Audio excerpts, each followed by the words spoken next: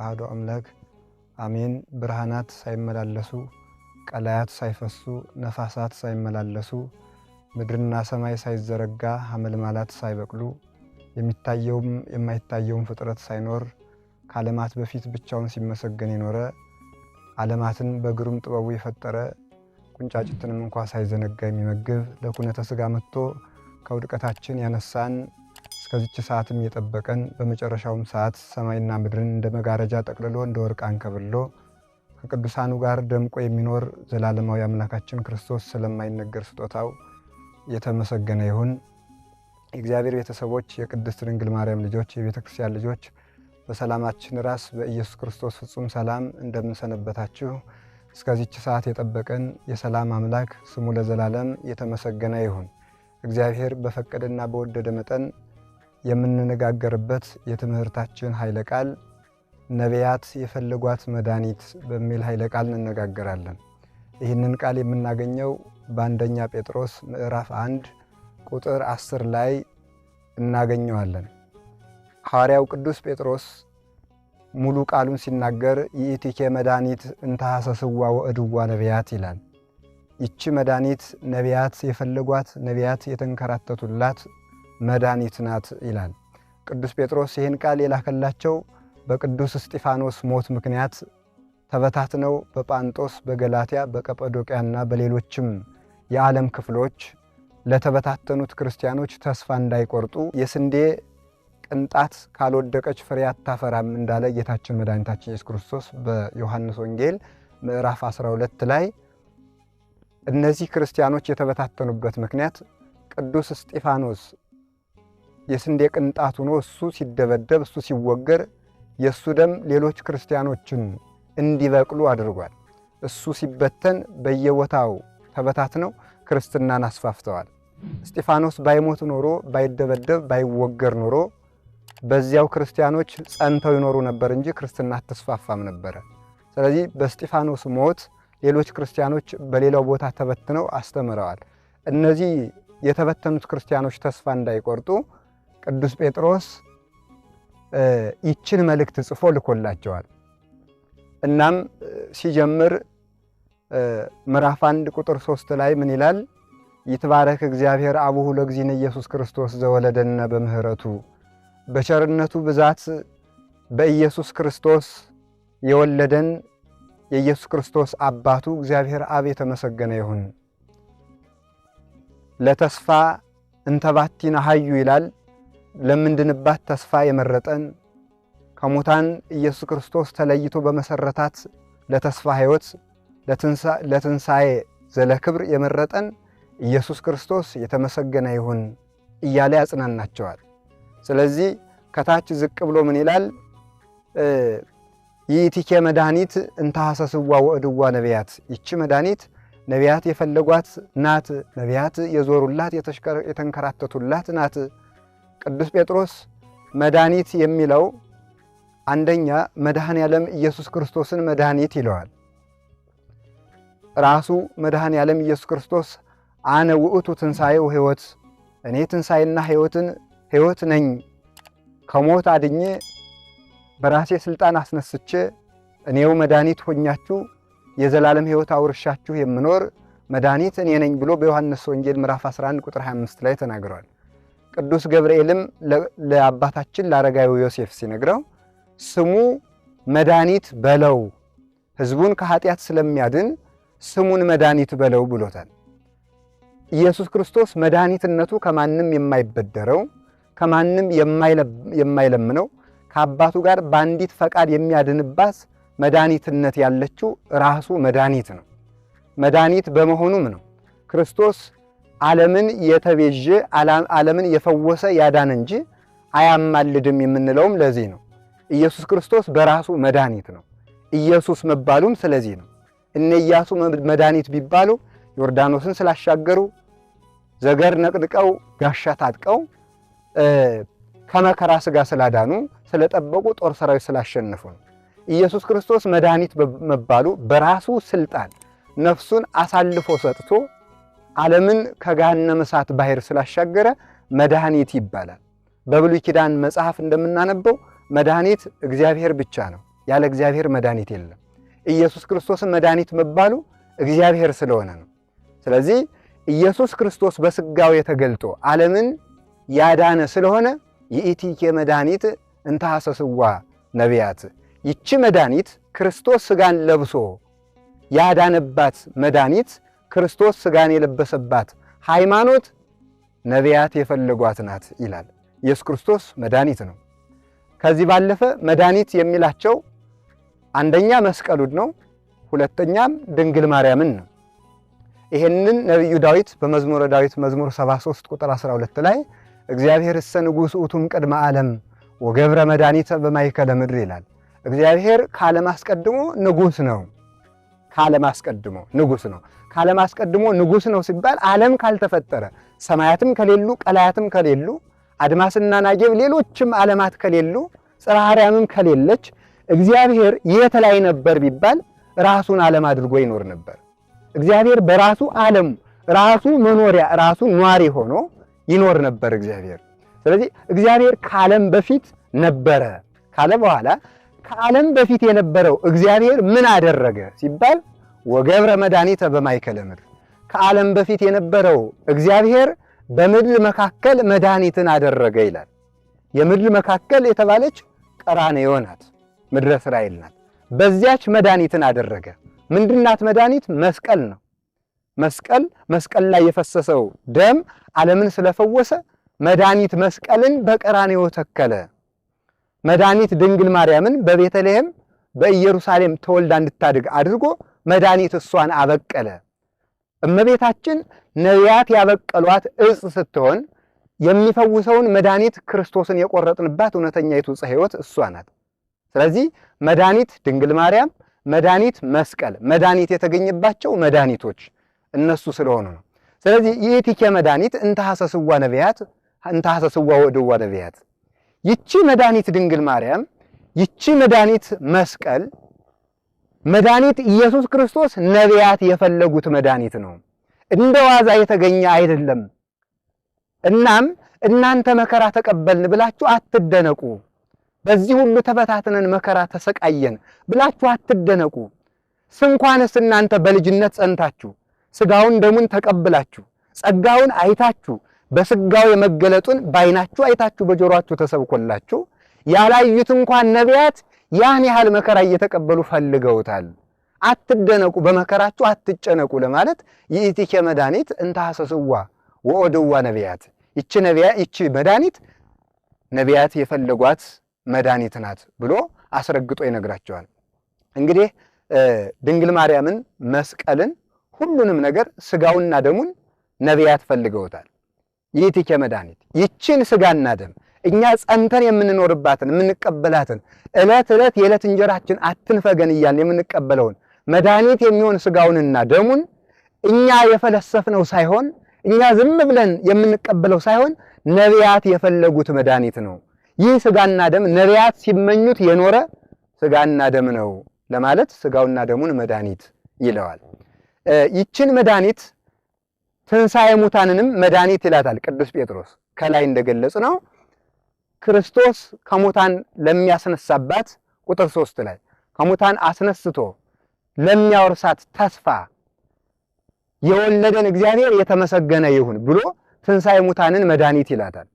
ስለዚህ ያችን መድኃኒት ከሞት መነሳትን ነቢያቱ ፈልገውታል። እነ ዳዊት ሌሎችም ነቢያት ሲፈልጉት ኑረዋል። እና ይችን መድኃኒት ደግሞ እንዲፈልጉ ያደረጋቸው ደግሞ እግዚአብሔር ነው። እግዚአብሔር ሰው በበደለ ጊዜ የበደል ደግሞ ደመወዙ ሞት ስለሆነ ሞትን በአቤል አሳይቷቸዋል። በአቤል ሞትን ሲያሳያቸው ጊዜ ተስፋ እንዳይቆርጡ ደግሞ ሕያውነትን በሄኖክ አሳይቷቸዋል። ሊቁ አፈጳዘዮን አፈርሄ አፈንቁ የተባለው ዮሐንስ አፈወርቅ በአቤል አፍርሆሙ ወበሄኖክ አሰፈወሙ ይላል። በአቤል አስደነገጣቸው፣ አስፈራቸው፣ በሄኖክ ደግሞ ተስፋ ሰጣቸው። አቤል ሲሞት አይተው እንዲህ ሞተን ፈርተን በስብሰን የምንቀርነን ለካ ብለው ተስፋ እንዳይቆርጡ ሄኖክ ደግሞ ከሞት ሲሰወራዩና ያን ተስፋ ይዘው ይንከራተቱ ጀመረ። ሄኖክም በመጨረሻው ሰዓት ኢየሱስ ክርስቶስ እንደሚገለጥ ሰዎችም ሕያዋን ሆነው እንደሚኖሩ አሳይቷቸዋል። በመጽሐፈ ሄኖክ ምዕራፍ 13 ላይም ቁልጭ አድርጎ ክርስቶስ እንደሚመጣ ኢየሱስ ክርስቶስ ዓለምን ለማዳን ያሰበው ገና ዓለም ሳይፈጠር መሆኑን ሁሉ በትንቢት አበጥሮ ከተናገረ በኋላም እንደሚገለጽ ተናግሯል። ስለዚህ የሄኖክን ሕያውነት አይተው ለአዳም የተሰጠውን ተስፋ ተመልክተው ነቢያት ይችን የሥጋዌ ቀን ይችን መድኃኒት የሆነች ወላዲተ አምላክ ይችን መድኃኒት የሆነች መስቀል ይችን መድኃኒት የሆነች ሥጋውና ደም በብዙ ኅብረ አምሳል ሲፈልጉት ኑረዋል። እንግዲህ ይችን መድኃኒት ነቢያት ፈልገዋታል ካልን በምን መልኩ ነው የፈለጉት ሲባል ሰው እግዚአብሔርን ፈለግኩት ሲል ዝም ብሎ እግዚአብሔር አይፈለግም። እግዚአብሔርን ስሙን በመጥራት ብቻ አይፈለግም። እግዚአብሔር ቁጭ ተብሎ ብቻ አይፈለግም። እግዚአብሔር የሚፈለገው በመከራ ነው። እግዚአብሔር የሚፈለገው ዳዊት እግዚአብሔርን ፈልጉት ታገኙታላችሁ ይላል። ሆሴም ተናግሯል። እግዚአብሔርን ፈልጉት ታገኙታላችሁ። እግዚአብሔር የሚፈለገው እንዴት ብሎ ነው? ዝም ብሎ ቁጭ ብሎ እግዚአብሔር በመባል ብቻ እግዚአብሔር መፈለግ አይባልም። ያ ቢሆን ኑሮ የናዝሬቱ ኢየሱስ ሆይ አንተ ማን እንደሆንክ አውቄሃለሁ፣ ያለ ጊዜ እንዳታጠፋኝ እለምንሃለሁ ያሉት አጋንንት ሁሉ በዳኑ ነበር። ስሙን ጠርተዋል። ይሄ ብቻ ግን አያድንም። መዳን የሚቻለው በመከራ ክርስቶስ ሲፈለግ ነው። ነቢያቱ እግዚአብሔርን ወይም ኢየሱስ ክርስቶስ መድኃኒት ክርስቶስን የፈለጉት እንዴት ነው ሲባል በጸሎት ፈልገውታል፣ በጾም ፈልገውታል። የጸሎት እናት ደግሞ ጾም ናት። ጾምሰ እማ ለጸሎት ይላል ማሪሳቅ። ጾም የጸሎት እናት ናት። ወእህት አልአርምሞ የዝምታ የጸጥታ ከእግዚአብሔር ጋር ዝም ብሎ በሰቂለ ሕሊና አይምሮን ወደ እግዚአብሔር ሰቅሎ ለመኖር ስጋን አረጋግቶ እየገዙ ለመኖር እህቲቱ ጸሎት ናት፣ ጾም ናት ይላል። ወነቃ ለንባም ምንጭ ናት። ሰው መጀመሪያ በስጋ የእግዚአብሔርን ቸርነት እያሰበ ሲያለቅስ ከዚያ በኋላ የስጋው እንባ ሲያልቅበት አንብ የሚባል ጸጋ ይሰጠዋል። ይሄ አንብ ከቁጥጥር ውጭ ሰው በእግዚአብሔር ፍቅር ሲሰክር ዝም ብሎ ሌት ተቀን የሚፈስ እንባ ነው እና ለዚህች ጾም ለዚህች ደግሞ እንባ ምንጭቱ ማናት? ጾም ናት። ወጥንተ ለኩሉ ገርል ሰናይ ይላል። ለሁሉም ተጋድሎ፣ ለሁሉም መንፈሳዊ ነገር፣ ለሁሉም መንፈሳዊ ስራ፣ ለመንፈሳዊ ተጋድሎ ምንጭቱ ጾም ናት። ለዚህ ነበር ነቢያቱ ስጋዌውን ለማየት ሲፈልጉ እየጾሙ እየጸለዩ። ጸሎት ከጾም ጋር ሲተባበር ያምርበታል። መዝሙር ሐዋዝ ዘምስለ መሰንቆ ይላል ነብዩ ዳዊት መዝሙር 80 ቁጥር 1 ላይ መዝሙር ሐዋዝ ዘምስለ መሰንቆ የሚመስጥ መዝሙር ከመሰንቆ ጋር ሲሆን ያምራል ይላል። መዝሙር ምግባር ነው። መሰንቆ ሃይማኖት ናት። መሰንቆ ዘይቤ ሃይማኖት ይእቲ እንተለብስዋ ሰማይት እንዲል ቅዱስ አትናቴዎስ በቅዳሴው። መሰንቆ ሃይማኖት ናት። ሃይማኖት ደግሞ መሰንቆና መዝሙር ሲገናኙ እንደሚያምሩት ሃይማኖት በጾምና በጸሎት ሲታጀብ ያምርበታል። መሰንቆ እየመታ የሞቱ ሰዎችን ሲያነሳ የሞቱ ዘሮቹን ሲያነሳለት አዝማሪ ሲያነሳሳ ሰው ሽልማት ይሰጣል። ሰው ወኔው ይቀሰቀሳል። በሃይማኖት የነቢያቱ የመከራቸው ነገር የሰማይታቱ ነገር የቅዱሳኑ መከራ ሲነሳ በተስፋ መቁረጥና በኃጢአት የቀዘቀዘው የሰው ልጅ የሃይማኖት ወኔው ይቀሰቀሳል። ሃይማኖት መሰንቆ ናት። በመዝሙር ስትታጀብ ደግሞ ታምራለች። መዝሙር ደግሞ ምግባር ነው፣ ጾም ነው፣ ጸሎት ነው። ካልሆነ ግን ዝም ብሎ ሃይማኖት አይረባም።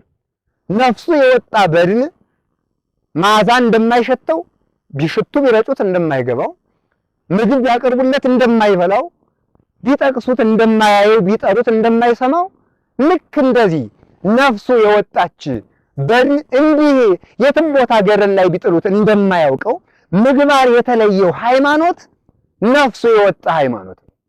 ለሃይማኖት ሕያውነቱ ምግባሩ ናት እና ነቢያቱ ብዙ አባቶች የጌታን የሥጋዌ ቀን ሲፈልጉት በመከራ ፈልገውታል። በጾም ከፈለጉት ውስጥ ለምሳሌ ነብዩ ዳዊትን ብናይ ነብዩ ዳዊት እንዲህ ብሎ ነበረ። መዝሙር 42 ቁጥር 3 ላይ ፈኑ ብርሃነከ ወጽድቀከ ብሎ ተናግሮ ነበር። አቤቱ ብርሃንንና ጽድቅህን ላክልን፣ ብርሃንን ጽድቅን ላክልን። ለምን? እነሱም ብርሃን ነበሩ። የእግዚአብሔር መንፈስ ቅዱስ ብርሃን በእነሱ ላይ ያበራ ነበር። እነ ሙሴም አብርተው ነበር። የሆነ ሆኖ ግን የነሱ ብርሃን ከሲኦል ሊያወጣ ስላልቻለ ብርሃንና ጽድቅህን ላክልን ይሉ ነበር። ፈኑ ብርሃነከ ወጽድቀከ፣ ብርሃንን ጽድቅህን ላክልን። ብርሃነከ ወልድን ላክልን፣ ወጽድቀከ መንፈስ ቅዱስን ላክልን። ብርሃነከ ሐዋርያትን ላክልን፣ ወጽድቀከ ሰብአ አርድእትን ላክልን። ብርሃነከ ሥጋህን ስጠን፣ ወጽድቀከ ደምህን ስጠን እያሉ ፈልገውታል። ብርሃነከ መስቀልን፣ ወጽድቀከ ሥጋህን ደምህን ስጠን እያሉ ብርሃነከ ካህናትን፣ ወጽድቀከ ዲያቆናትን እያሉ ፈልገውታል። ላክልን እማንቱ ይምርሃኒ ወይሰዳኒ ውስተ ደብረ መቅደስከ። እነዚህ ነገሮች መርተው ብርሃንህ ጽድቅህ የተባሉት እነዚህ መርተው ከተቀደሰው መቅደስህ እንዲያገቡኝ እነዚህን ግለጥልኝ ብሏል ነብዩ ዳዊት። እነዚህ ብርሃን አንተ፣ ጽድቅ መንፈስ ቅዱስ፣ ብርሃን ሁሉም ለእያንዳንዱ ይሰራል። ብርሃን ወልድ ስለተባለ መንፈስ ቅዱስ ብርሃን አይደለም ማለት ግን አይደለም። ብርሃን መንፈስ ቅዱስንም ይሆናል። እነዚህ ላክልኝ እማንቱ ይምርሃኒ፣ እነዚህ መርተው መንግስተ ሰማያት ያስገቡኝ። ስለዚህ መንግስተ ሰማያት እንድገባ ከተቀደሰው መቅደስ እንድገባ እነዚህ ላክልኝ እያለ ሲመኝ ነበር። በሌላ በኩል ደግሞ መዝሙር 120 ቁጥር 1 ላይ ምን ብሎ ነበር ነብዩ ዳዊት? አንሳይኩ አዕይንተ የመንገለ አድባር፣ አይኖቼን ወደ ተራራ አነሳሁ፣ ማየቴ ይምጻ ረድኤቴ፣ ረድኤቴ ከየት ይምጣ ይላል፣ ይጠይቃል። አይኖቼን ወደ ተራራ አነሳሁ ማለት ምንድነው? ተራሮች ነቢያት ናቸው። ነቢያት ከሲኦል ያወጡኛል ብዬ ተስፋ አደረኳቸው። ነገር ግን እነሱም የአዳም በደል ስለነበረባቸው ሊያወጡኝ አልቻሉም። ረድኤቴ ከወዴት ይምጣ ይላል። ረድኤቴ የሰማም እግዚአብሔር። ይቆይና መልስ ሲያገኝ ብዙ አባቶች የጨነቀ ሰው ወደ ላይ እያለ ተጨንቆ እጁን ከወገቡ ላይ አሳርፎ በጭንቀት ሰማይ ጣራ እንዲያይ፣ የታመመ ሰው አልጋ ላይ ሆኖ ጣራ እንዲመለከት ወደ ላይ እያንጋጠጡ ፈልገዋል። ነቢያቱን ተስፋ አድርገው ነበረ። ነቢያቱ ግን የአዳም በደል ስለነበረባቸው እነሱም ከሲኦል አልወጡም። እነሱም ሲኦል ይገባሉ። ምንም እንኳን ሲኦል ውስጥ ነው መከራው ባያገኛቸው። ለምን? ነፍሶሙ ውስተ ለጻድቃን ውስተ እደ እግዚአብሔር ይላል ሰሎሞን። የጻድቃን ነፍሳቸው በእግዚአብሔር እጅ ናት። የእግዚአብሔር እጅ እንዳጎበር ከልላ ሲኦል ውስጥ ነቢያቱ ሳይቃጠሉ እንዲኖሩ ታደርጋቸው ነበረ። የሆነ ሆኖ ግን ከሲኦል መውጣት ይፈልጋሉ እና ነቢያቱ ማውጣት ስላልቻሉ ወደ ተራሮች ተመለከትኩ፣ ግን ልወጣ አልቻልኩም። ስለዚህ ረድኤቴ ከወዴት ይምጣ ሲል ረድኤቴ የሰመ እግዚአብሔር ማብ እግዚአብሔር፣ ረድኤቴ ከእግዚአብሔር ወልድ ከኢየሱስ ክርስቶስ ነው። ረድኤተ ሥጋ ረድኤተ ነፍስ ያገኘሁት ማለት ከሲኦል ወጥቼ በመንግስተ ሰማያት በገነት ለመኖር እውነተኛውን ረድኤት ያገኘሁት በማን ነው? በኢየሱስ ክርስቶስ በእግዚአብሔር ወልድ ነው። ረድኤቴ በእግዚአብሔር። ኢየሱስ ክርስቶስ እግዚአብሔር ነው የምንለው ለዚህ ነው። ተራሮችን ተስፋ አድርገን አደረኩ፣ ግን ረድኤት አላገኘውም ማለት እውነተኛ ድህነት አላገኘውም። ረድኤቴ ከእግዚአብሔር ዘንድ ነው። ኢየሱስ ክርስቶስ ብቻ ከሲኦል አውጥቷል። ለመጀመሪያ ጊዜ በአዳም በደል ምክንያት የተዘረጋውን የተጋረደውን የኃጢአት የጨለማ መጋረጃ ገፎ ብርሃንን ያበራልን ኢየሱስ ክርስቶስ ነው እና ከወዴት ይምጣልኝ ያለው ለምን አባ ጊዮርጊስ ዘጋስጫ በሐሙስ የአርጋኖን መጽሐፉ ላይ ይሄን ገልጾታል። ዳዊት ከነቢያት ድህነትን አገኛለሁ መስሎት ተመኝቶ ነበር፣ ተራሮችን ተመኝቶ ነበር። ነገር ግን ከነሱ ሊያገኝ አልቻለም። ከነሱ ሊያገኝ ስላልቻለ ረድኤቴ ከወዴት ይምጣ ብሎ ነበር። ረድኤቴ ከወዴት ይምጣ አለ። ረድኤቴ ከእግዚአብሔር ዘንድ ነው ማለቱ አንቺ እግዚአብሔርን ወልደሽ ድህነትን ካልሰጠሽኝ በስተቀር የነቢያቱ መከራ ከሲኦል አላወጣኝም፣ ስለዚህ እያለ ይማጸንሻል እያለ በሐሙስ የአርጋኖን መጽሐፉ ላይ ነግሯታል። እንዲሁም እመቤታችን አንቺ ሳትወለጅ ምን ድህነት ተደርጓል? ሁሉም ለፍተዋል፣ ግን በማን ድህነት ተገኘ? ረድኤት ካንቺ ብቻ ነው፣ የምንወድሽም ስለዚህ ነው ይላታል። ስለዚህ ነውና ነቢያቱ ለፍተዋል። በዚህ በመዝሙር 122 ቁጥር 1 ላይ እንዲህ ብሏል ነብዩ ዳዊት ሀቤከ አንቃይዶነ አዕይንተነ ውስተ ሰማይ፣ አቤቱ አይኖቻችን ወደ አንተ እናነሳለን። አይኖቻችን ወደ አንተ እናነሳለን። በዚሁ አጋጣሚ ኦርቶዶክሳውያን ተጎንብሰን አይናችንን ጨፍነን አንጸልይም። ለምን? ወደ አንተ አይናችን እናነሳለን ነው ያለ ነብዩ ዳዊት። ስለዚህ አይናችን ወደ አንተ እናነሳለን፣ አቤት አንቃይዶነ ወደ አንተ እናንጋጥጣለን። ከማዕይንተ አግብርት ውስተ ዳጋይስቲሆሙ የባሪያዎችና የሎሌዎች አይን ወደ ጌቶቻቸው እንደሆነ ወከማይነ አመት ውስተ እደግስት እግዝእታ የገረድ አይን ወደ እመቤቷ እንደሆነ ልክ እንደዚህ አይኖቻችን ወደ እግዚአብሔር እናንጋጥጣለን። እስካመ ይሳሃለን ይቅር እስከሚለን ድረስ አይኖቻችን ወደ እግዚአብሔር እናነሳለን። በተስፋ ሲጠባበቁት አይናቸውን እያንጋጠጡ እያለቀሱ ህሊናቸውን ወደሱ ሰቅለው ሲፈልጉት ኑረዋል። ለዚህ ነው ቅዱስ ጴጥሮስ ይእቲኬ መድኃኒት እየተመኙ እየጸለዩ ኑረዋል። አንሳ ኃይለከ ወነአድኅነነ አቤቱ ኃይልህን አንሳ አድነን እያሉ ደግሞ አብን ኃይል ወልድን ላክልን ፈኑ ዴከ ማርያም። በሌላ በኩል ነብዩ ዳዊት ደግሞ እንደዚህ ብሏል፣ አቤቱ ክንድህን ከሰማይ ላክልን። ክንድ ኢየሱስ ክርስቶስ ነው። ክንድ የራቀውን ያቀርባል። ኢየሱስ ክርስቶስ ርቆ የነበረውን አዳም አብ ርቆ የነበረውን አዳም ወደሱ ያቀረበው በኢየሱስ ክርስቶስ አማካኝነት ነው። ኢየሱስ ክርስቶስ አዳምን ወደ አብ አቀረበ ስንል ግን ከአብ ጋር አነሰ ማለታችን ወይም አማላች ሆነ ማለታችን አይደለም። ወደ አብ አቀረበው ማለት ወደሱ አቀረበው ማለታችን ነው። ለምን? አብ ወልድ መንፈስ ቅዱስ አንዲት መለኮት አንዲት አምላክነት ስላለቻቸው ነው። ስለዚህ ወደ አብ መቅረብ ወደ ወልድ መቅረብ ነው። ክንድህን ላክልኝ ይለዋል። በክንድ ጠላት ይደቅበታል።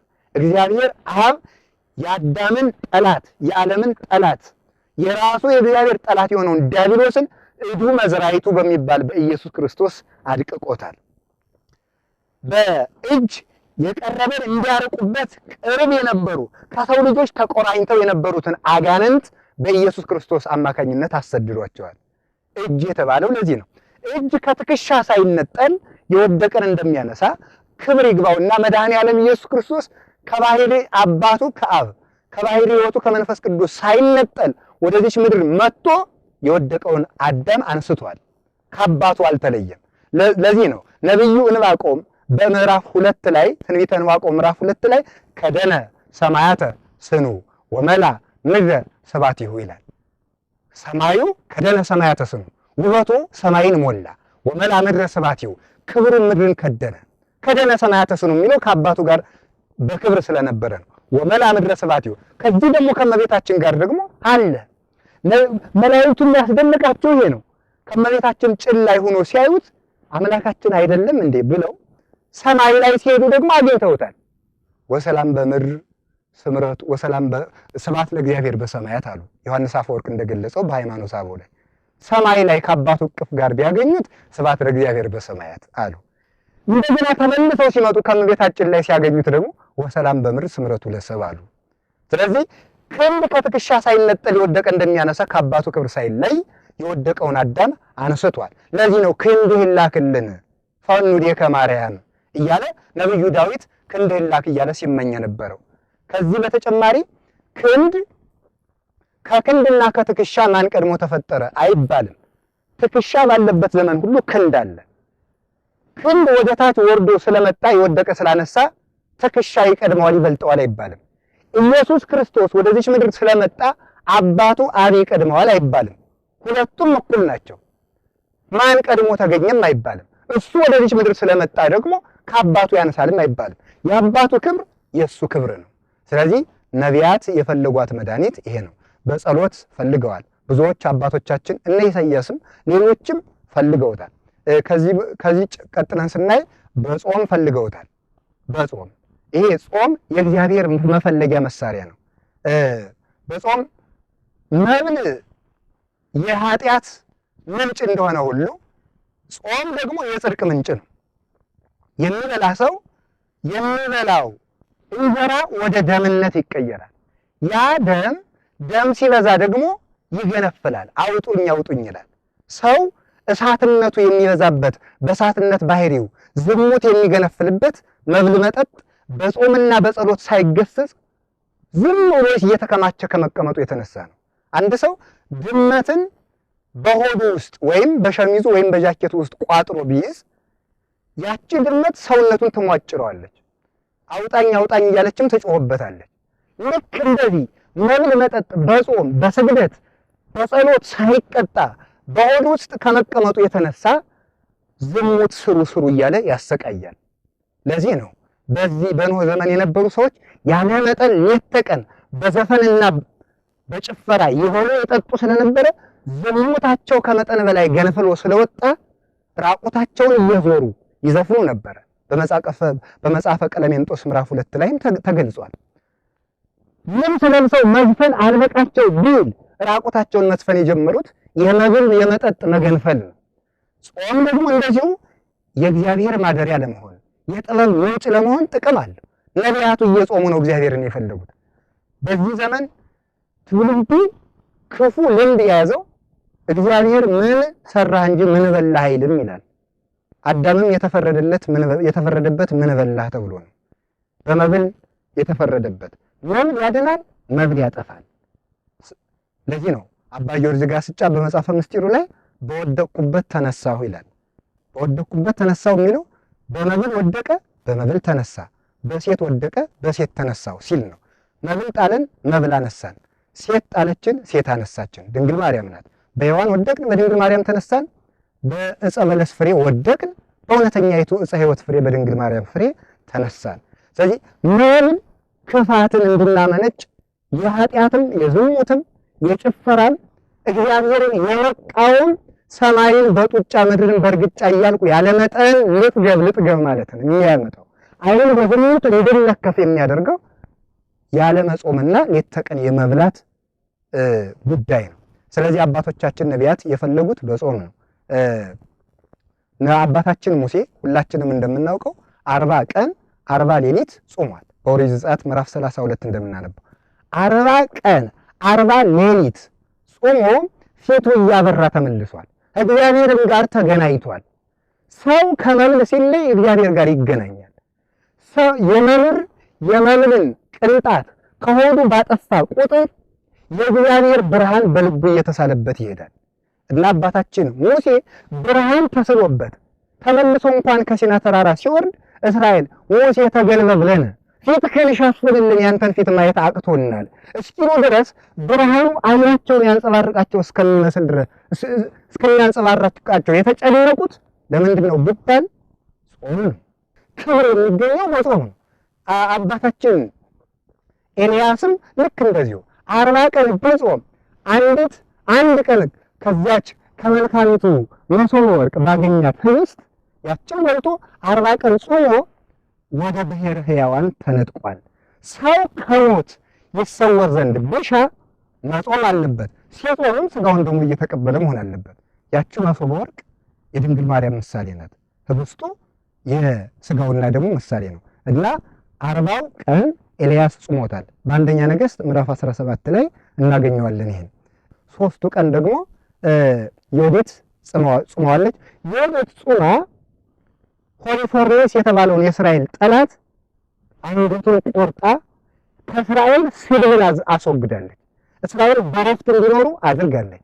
የሰው ልጅ ክርስቲያን ይህንን ጾመ ነቢያት የሚባል በሚገባ ሲጾም እንደ ሆሊፎርኔስ በእኛ ላይ በክርስቲያኖች ላይ የሚነሳውን ዲያብሎስ ራሱን መቀጥቀጥ ይቻላል። ይሄ ነው። አስቴርም 3 ቀን ጾማ በአይሁድ ላይ የተበተነውን ደብዳቤ እንዲቀደድ አድርገዋለች። ስለዚህ ሰው በእግዚአብሔር ዘንድ የተመዘገበበት የኃጢአቱ መዝገብ እንዲቀደድለት ስሙ በሕይወት መጽሐፍ እንዲጻፍ ቢፈልግ ይችን ጾመ ነቢያትን ሳይንቅ መጾም ይጠበቅበታል። ነቢያቱ ጾመው ጌታን እንዲወለድ መወለዱ እንደተጠባበቁ እኛ ጾመን ልደቱን ለማክበር ይህን ጾመ ነቢያት የተባለውን እንጾማለን ማለት ነው። በሌላ በኩል ደግሞ ስናየው ዕዝራ ሱቱኤል ራሱ 40 ቀን ጾሞ በባቢሎን ምርኮ የተቃጠሉትን የብሉይ ኪዳን መጻሕፍት ባሉ እያየ መጻሕፍቱ እንዳልተቃጠሉት ትክ እያየ ጽፏል። ስለዚህ ሰው ጥበብ መንፈሳዊ ጥበብ ስጋዊ እንዲገለጥለት ቢሻ ይሄንን ጾመ ነቢያት ሌሎችን ጾሞች አጽዋማት ሊጾም ይገባል ማለት ነው። እመቤታችንም ራሱ በምታበራ ብላቴና አምሳል ዕዝራ ሱቱኤል ተመልክቷታል። 40 ቀን እየጾመ ወላዲተ አምላክ እንድትገለጥለት ቢፈልግ ሰው ይህንን ጾም መጾም ሥጋውን ሊገስጽ ይገባል። በመጽሐፈ መነኮሳትም እንደተቀመጠው አንድ መነኩሴ እናትህን ካላሳየኸኝ እያለ 7 ዓመት በጾምና በመከራ ጸልየዋል። በሰባተኛው ዓመትም አይቷታል ይላል።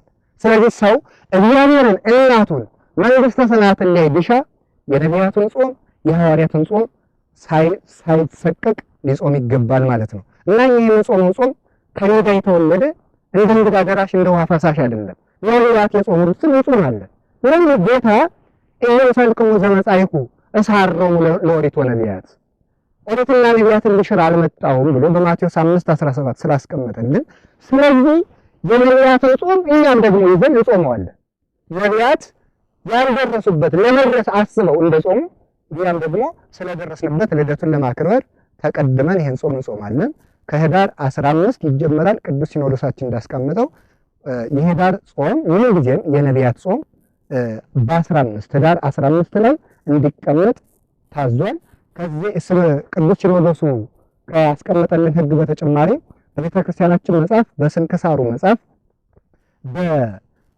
በህዳር 15 ስንክሳር ላይ በዚች ዕለት የተከበረ ሰማዕት አረፈ ካለ በኋላ የሰማዕቱን ስም ጠቅሶ በዚች ዕለት የጌታችን የኢየሱስ ክርስቶስ የገና ጾም ጥንቱ ናት፣ መጀመሪያዋ ናት ብሎ ያስቀምጧል።